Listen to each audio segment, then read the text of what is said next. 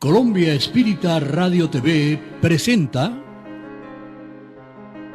Encuentros Espíritas, un espacio para la reflexión y el desarrollo espiritual.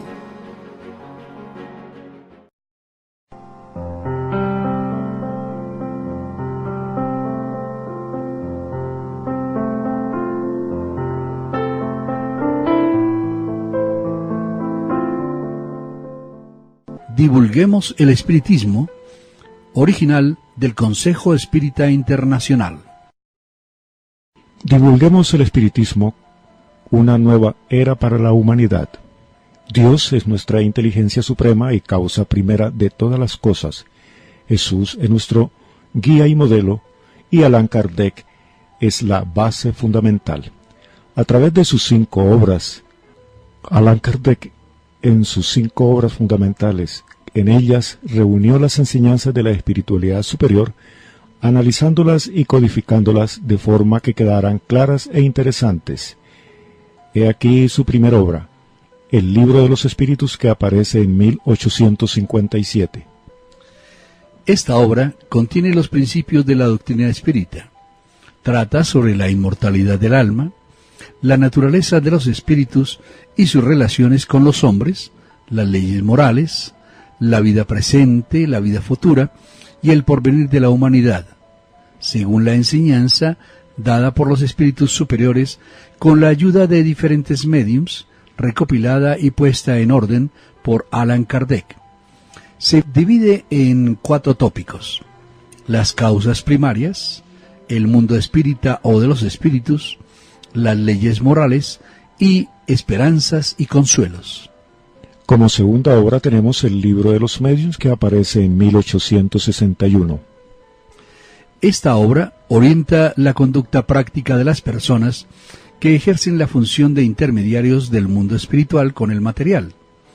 Muestra a los médiums los inconvenientes de la mediunidad, sus virtudes y los peligros provenientes de una facultad descontrolada, sobre todo cómo obtener contactos provechosos y edificantes junto a la espiritualidad. La obra demuestra las consecuencias morales y filosóficas consecuentes de las relaciones entre lo invisible y lo visible. Es el mayor tratado de paranormalidad que se haya escrito.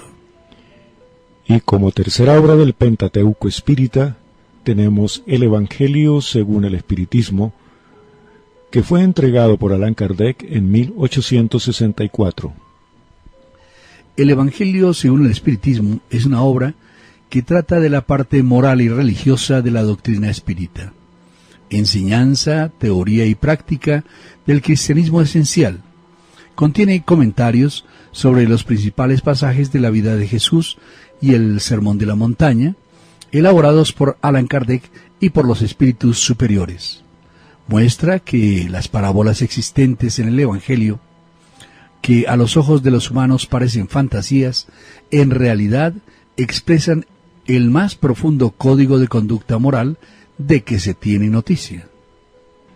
En cuarto lugar, encontramos dentro del Pentateuco espírita la obra El cielo y el infierno, que sale a luz en el año 1865. En este libro, a través de la evocación de los espíritus, Allan Kardec presenta la verdadera fase del deseado cielo y del temido infierno, como también del llamado purgatorio. Pone fin a las penas eternas al demostrar que todo en el universo evoluciona y que las teorías sobre el sufrimiento en el fuego del infierno nada más son una alusión simbólica. Comunicaciones de espíritus desencarnados de cultura y hábitos diversos son analizados y comentados por el codificador, mostrando la situación de felicidad, de arrepentimiento o de sufrimiento de quienes habitan en el mundo espiritual.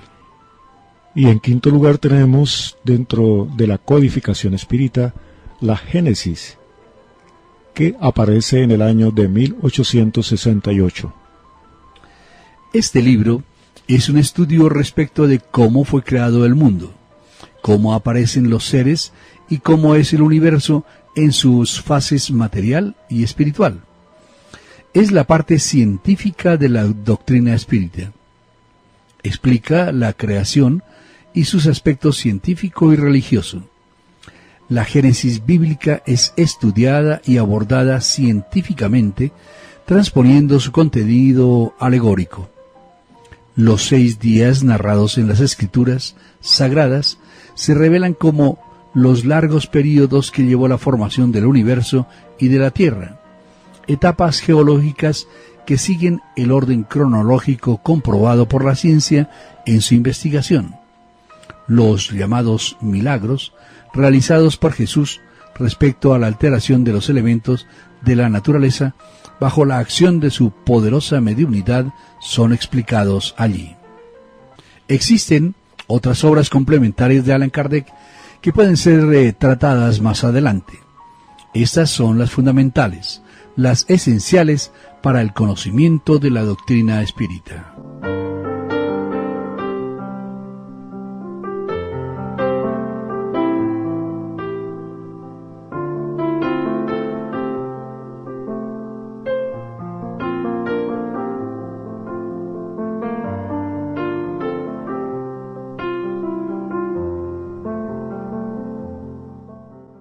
Aún entre las personas que se dicen espíritas, pocas conocen realmente el espiritismo. La gran mayoría prefiere oír de los demás que leer las informaciones en fuentes seguras. Y tratándose de la doctrina espírita, la fuente reconocidamente segura son las obras de Allan Kardec.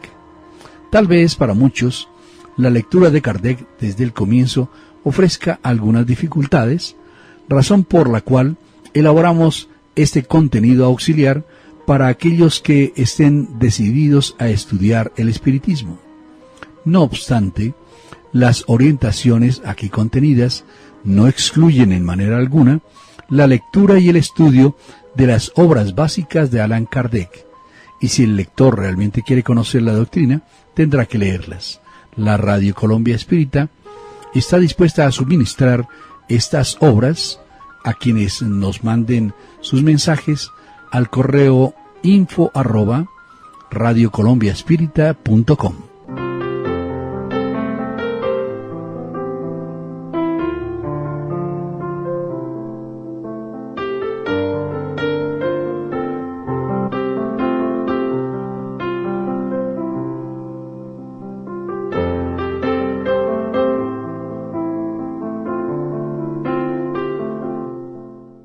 La mayoría de las personas viviendo la vida atribulada de hoy no están interesadas en los problemas fundamentales de la existencia.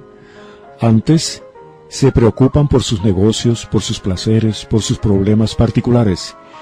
Piensan que cuestiones como la existencia de Dios y la inmortalidad del alma les corresponden a los sacerdotes, a los ministros religiosos, a los filósofos y a los teólogos. Cuando todo va bien en sus vidas, ellos ni se acuerdan de Dios, y cuando se acuerdan es solamente para hacer una oración, ir a la iglesia, como si tales actitudes fuesen sencillamente obligaciones que todos tienen que seguir de una manera o de otra. La religión para ellos es una mera formalidad social, algo que las personas deben tener y nada más. Como máximo será para descargar la conciencia para estar bien con Dios. Tanto así que muchos ni siquiera alimentan una firme convicción en aquello que profesan, sosteniendo serias dudas al respecto de Dios y de la continuidad de la vida después de la muerte. Pero cuando tales personas son sorprendidas por un gran problema, una desastrosa caída financiera, la pérdida de un ser querido, una enfermedad incurable, hechos que suceden en la vida de todo el mundo, no encuentran en sí mismas la fe necesaria ni la comprensión para enfrentar el problema con coraje y resignación, cayendo invariablemente en la desesperación. El conocimiento espírita nos abre una visión amplia y racional de la vida, explicándola de una manera convincente y permitiéndonos iniciar una transformación íntima, aproximándonos a Dios.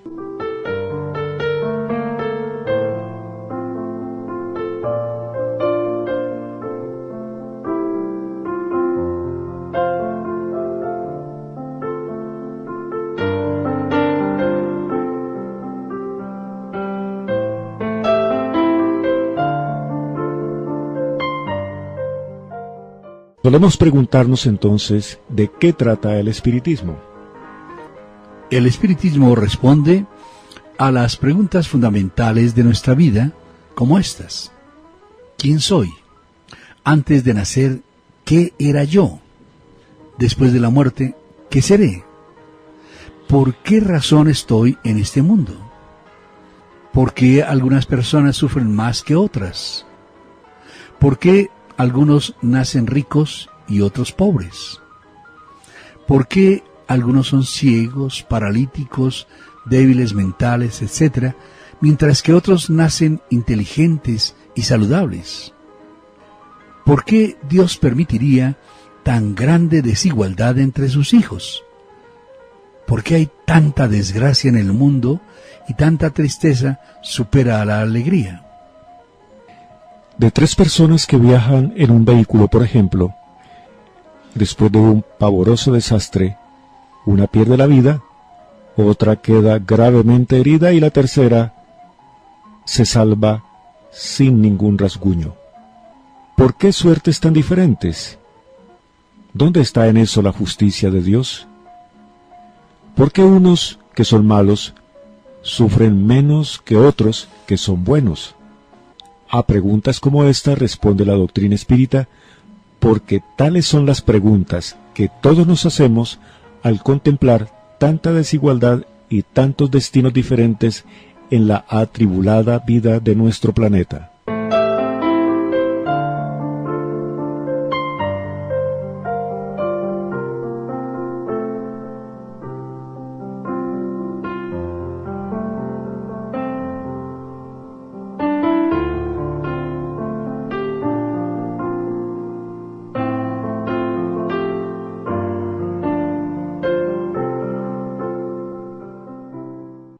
El espiritismo es una doctrina revelada por los espíritus superiores a través de médiums y organizada o codificada por un educador francés conocido como Allan Kardec en 1857. Surgió pues en Francia hace ya un poco más de un siglo. ¿Se le puede dar entonces al espiritismo el carácter de ciencia? Decimos que el espiritismo es ciencia porque estudia, a la luz de la razón y dentro de criterios científicos, los fenómenos mediumnímicos, que son fenómenos provocados por los espíritus y que no pasan de ser hechos naturales. No existe lo sobrenatural en el espiritismo. Todos los fenómenos, aun los más extraños, tienen explicación científica. Son, por lo tanto, de orden natural. ¿Es el espiritismo una filosofía? El espiritismo es una filosofía porque a partir de los fenómenos espíritas ofrece una interpretación de la vida respondiendo a preguntas como ¿de dónde hemos venido? ¿Qué hacemos en este mundo? ¿Para dónde vamos después de la muerte? Etcétera. Toda doctrina que da una interpretación de la vida, una concepción propia del mundo, es una filosofía. Como tercer aspecto, encontramos dentro del espiritismo la parte moral. Solemos decir también que el espiritismo tiene un corte religioso, porque tiene por finalidad la transformación moral del hombre, volviendo a las enseñanzas de Jesucristo para que sean aplicadas en la vida diaria de cada persona. Revive al cristianismo en su verdadera expresión de amor y caridad. El espiritismo no es una religión organizada dentro de una estructura clerical. En este sentido, el espiritismo es profundamente diferente a las religiones tradicionales y a las organizaciones espiritualistas. No tiene sacerdotes ni jefes religiosos. No tiene templos suntuosos. No adopta ceremonias de ningún tipo, como bautismo, confirmación, matrimonios, etc. No tiene rituales, ni velas, ni vestiduras especiales, ni cualquier simbología. No adopta ornamentos para cultos, ni gestos de reverencia, ni señales cabalísticas, ni bendiciones, ni talismanes, ni inciensos, ni cantos ceremoniales, como danzas, rituales, etc., ni utiliza bebidas u ofrendas, etc. El culto espírita se hace en el propio corazón. es el culto del sentimiento puro, del amor al semejante, del trabajo constante en favor del prójimo.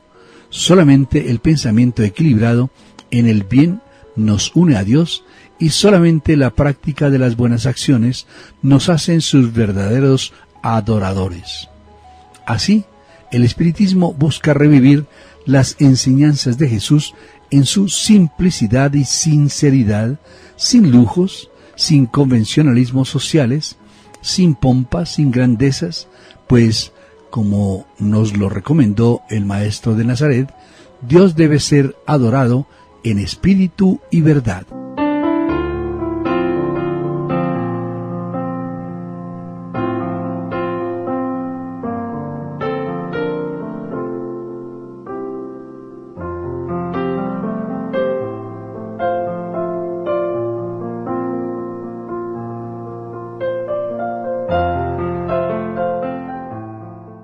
El espiritismo es el consolador prometido por Jesús. Y Jesús nos dijo: si me amáis, guardaréis mis mandamientos, y yo rogaré al Padre, y Él os dará otro consolador, que estará con vosotros para siempre, el Espíritu de verdad, que el mundo no puede recibir, porque no le ve ni le conoce. Vosotros le conocéis porque permanece con vosotros y está en vosotros. Pero el Consolador, el Espíritu Santo, que el Padre enviará en mi nombre, ese os lo enseñará todo y os traerá a la memoria todo lo que yo os he dicho. Jesús, Evangelio de Juan, capítulo 14, versículos 15 a 17 y 26.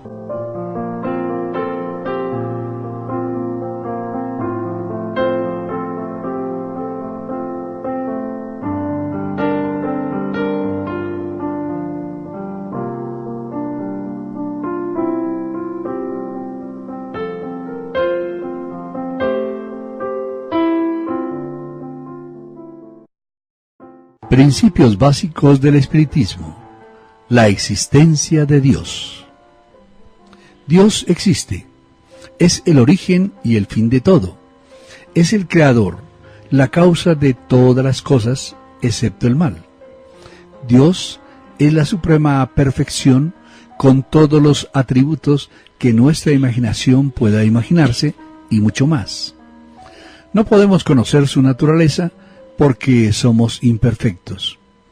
¿Cómo una inteligencia limitada e imperfecta como la nuestra podría abarcar el conocimiento ilimitado y perfecto que es Dios? Inmortalidad del alma. Antes de ser seres humanos, hijos de nuestros padres, somos en realidad hijos de Dios. El espíritu es el principio inteligente del universo creado por Dios, simple e ignorante, para evolucionar y realizarse individualmente con sus propios esfuerzos. Como espíritus ya existíamos antes de nacer y continuaremos existiendo después de la muerte física. Cuando el espíritu está en la vida del cuerpo, decimos que es un alma o espíritu encarnado. Cuando nace, decimos que reencarnó. Cuando muere, que desencarnó. Desencarnando, vuelve al mundo espiritual o espiritualidad de donde provino al nacer. Los espíritus son, por lo tanto, personas desencarnadas que, en el presente, se encuentran en la espiritualidad. Reencarnación. Creado simple e ignorante, el espíritu es quien decide y crea su propio destino. Para eso, él es dotado del libre albedrío, o sea, de la capacidad de discernir entre el bien y el mal.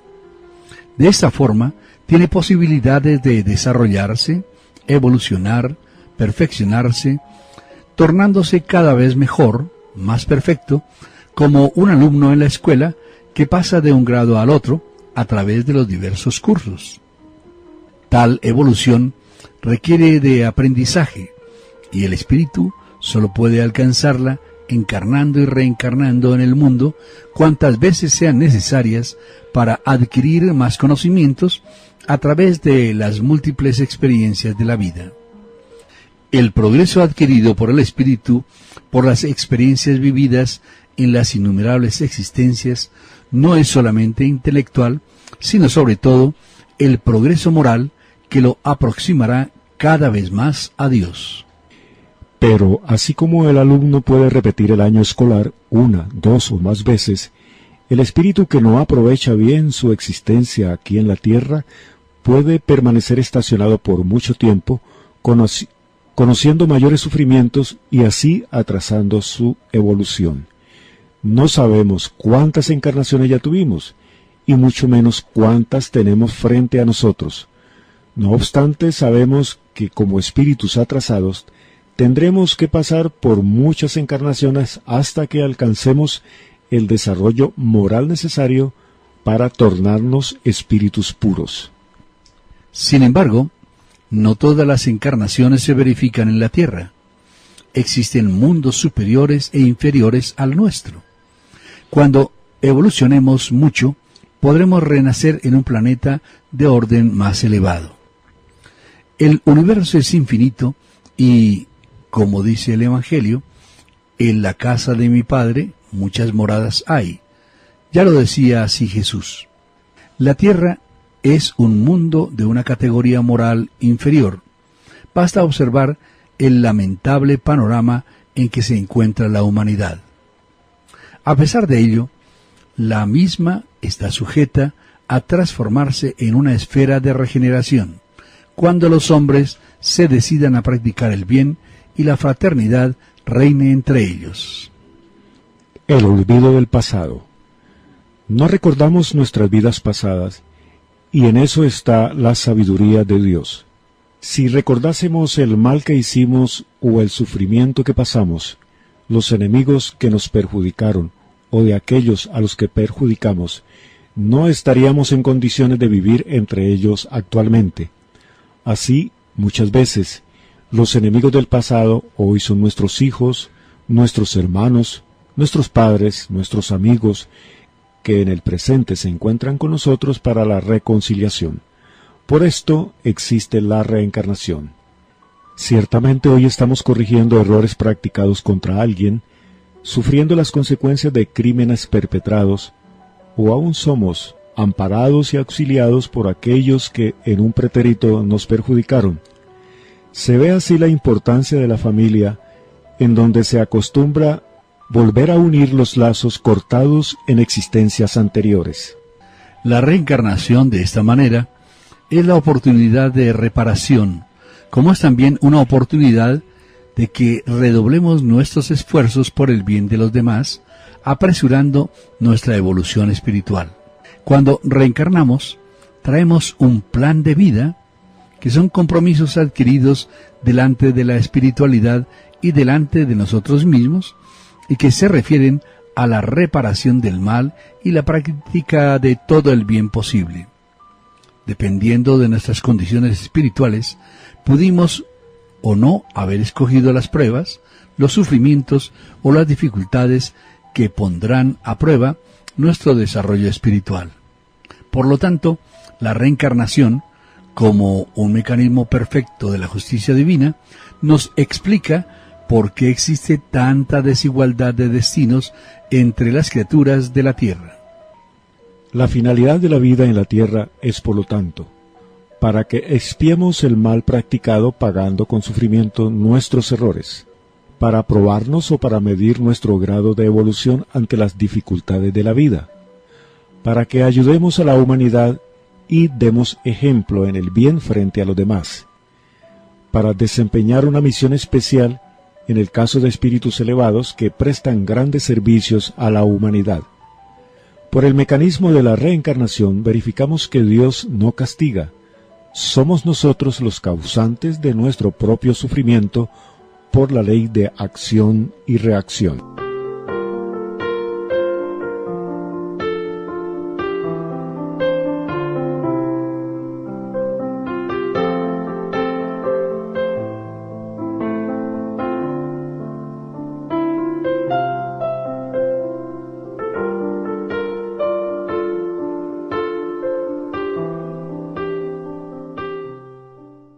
Y continuando con la relación de los principios de la doctrina espírita, hablemos a continuación de la comunicabilidad de los espíritus.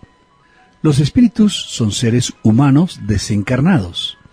Ellos son los mismos que eran cuando estaban entre nosotros, buenos o malos, serios o juguetones, trabajadores o perezosos, cultos o mediocres, verdaderos o mentirosos. Ellos están por todas partes, no están ociosos. Por el contrario, ellos tienen sus ocupaciones como nosotros los encarnados tenemos las nuestras. No hay un lugar determinado para los espíritus. Generalmente los más imperfectos están junto a nosotros por causa de nuestras propias imperfecciones. No los vemos, pues se encuentran en una dimensión diferente a la nuestra, pero ellos pueden vernos y hasta conocer nuestros pensamientos.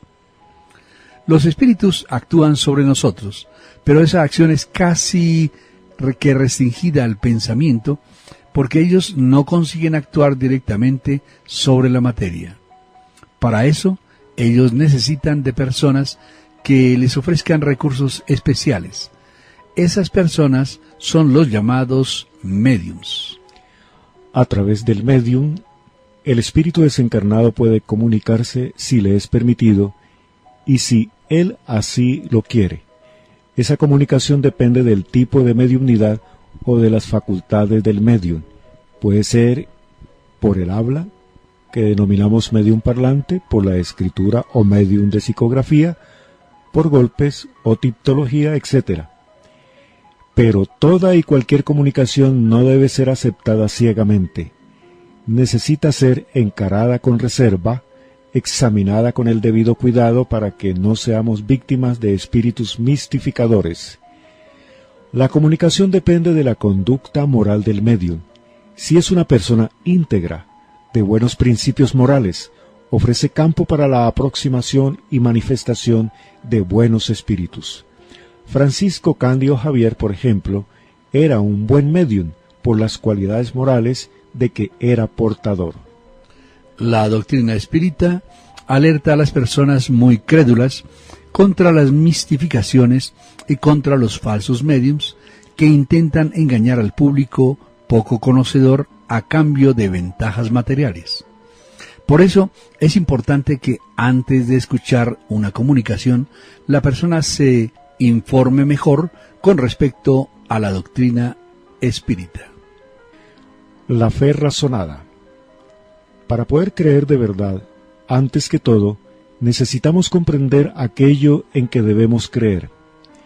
La creencia sin el razonamiento no pasa de ser una creencia ciega, aún mismo una superstición.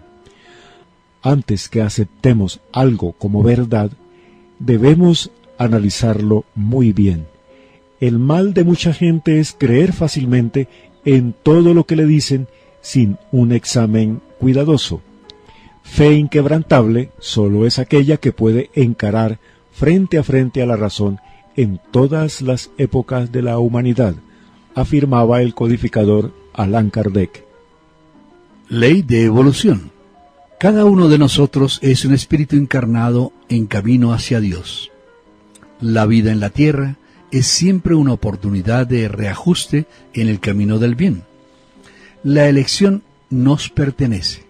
Así, las consecuencias buenas o malas son resultado de nuestras propias decisiones. Es la ley de acción y reacción o de las causas y consecuencias. Si ahora estamos sufriendo, podemos concluir que la causa del sufrimiento proviene de errores anteriores. Por lo tanto, si hacemos el mal, tarde o temprano, sufriremos sus consecuencias. A cada uno según sus obras, dijo Jesús. Esto explica la razón de tanto sufrimiento en el mundo. Por eso, unos caminan más rápido que otros, como los diferentes alumnos de una misma clase escolar. Cuanto mejor sea nuestra conducta, más rápido nos liberaremos de los sufrimientos, acortando el camino de la evolución. No hay cielo ni infierno conforme lo pintan las religiones tradicionales. Lo que existe son estados de alma que pueden ser descritos como celestiales o infernales. Tampoco existen ángeles o demonios, sino apenas espíritus superiores y espíritus inferiores que también están en el camino de la perfección. Los buenos se volverán mejores, y los malos, desde luego, se regenerarán. Dios no quiere que ninguno de sus hijos se pierda, y la voluntad de Dios, la suprema voluntad, es la ley. Si la suerte del ser humano fuese inapelablemente determinada después de la muerte, todos estaríamos perdidos, una vez que hemos sido más malos que buenos, y casi nadie hoy en día merecería ir para el cielo de bienaventuranzas en donde sólo serían admitidos los puros. Por otra parte, una vida, por más larga que sea, no es suficiente para que aclaremos al respecto de los planes de Dios. Muchos ni siquiera tienen cómo garantizar su propia supervivencia y mucho menos aún la oportunidad de una buena educación. Muchos nunca fueron orientados hacia el bien. Otros mueren demasiado temprano antes aún de conocer el mejor camino a seguir. Para que podamos medir lo que existe de absurdo en la idea del cielo y el infierno como penas eternas, basta con que formulemos las siguientes preguntas. ¿Cómo es que Dios, siendo el supremo saber, sabiendo inclusive nuestro futuro, crearía un hijo sabiendo que Él iría para el infierno para toda la eternidad? ¿Qué Dios sería ese? ¿Dónde estaría su bondad y su misericordia? ¿Y cómo se sentiría en el cielo una madre amorosa sabiendo que su hijo querido está ardiendo en el fuego de un infierno?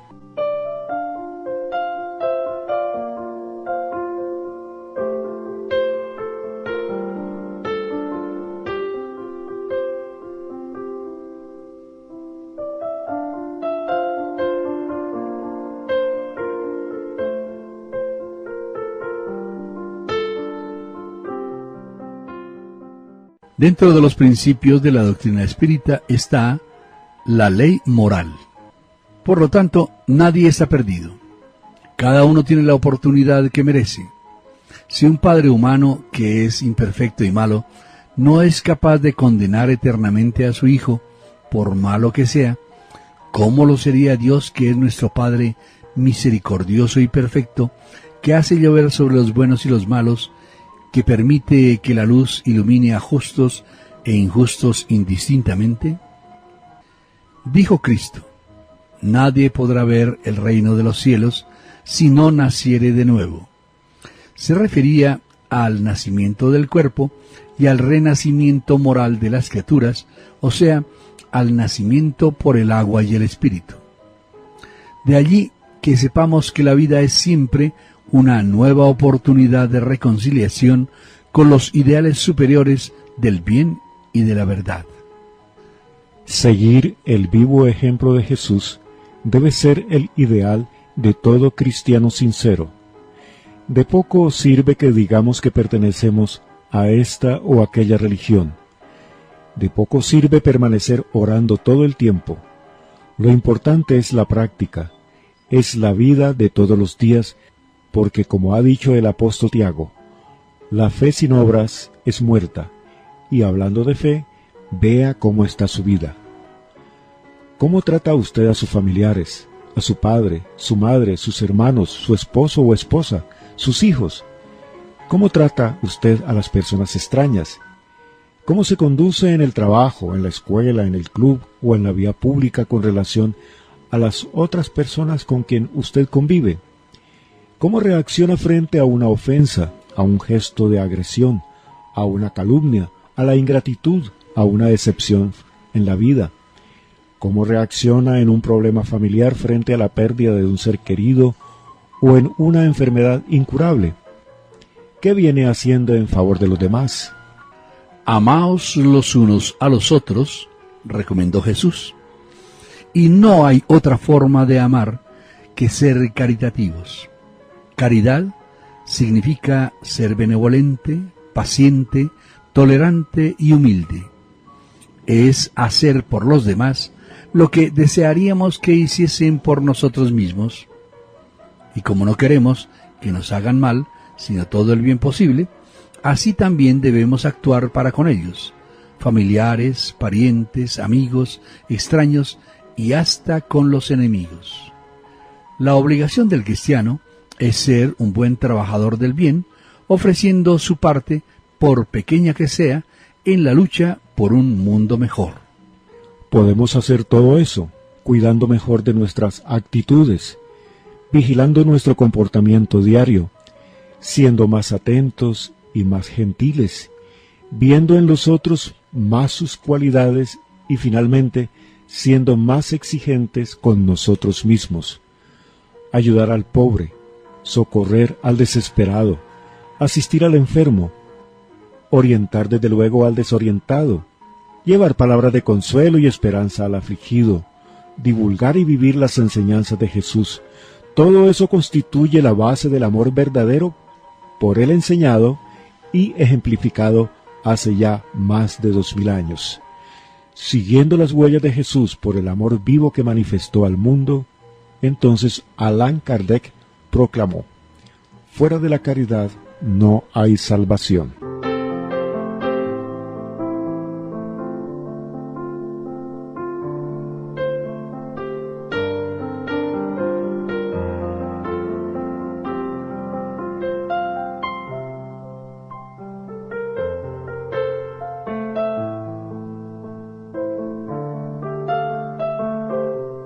Como conclusión de este programa Espiritismo para Todos que estamos escuchando hoy en la Radio Colombia Espírita, podemos afirmar lo siguiente. Después de todas estas palabras, esperamos que usted tenga dudas y preguntas por hacer. Si las tiene, es una buena señal, señal de que está buscando explicaciones para la vida. De acuerdo a lo dicho, el conocimiento del espiritismo debe partir de las 5 obras básicas de Allan Kardec.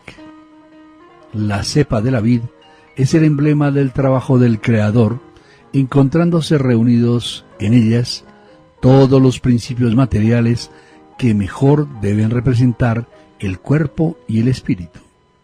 El cuerpo es la cepa, el espíritu es el licor y el alma o espíritu unido a la materia es el grano. Colombia Espírita Radio TV presentó Encuentros Espíritas. Esté pendiente de nuestra siguiente emisión.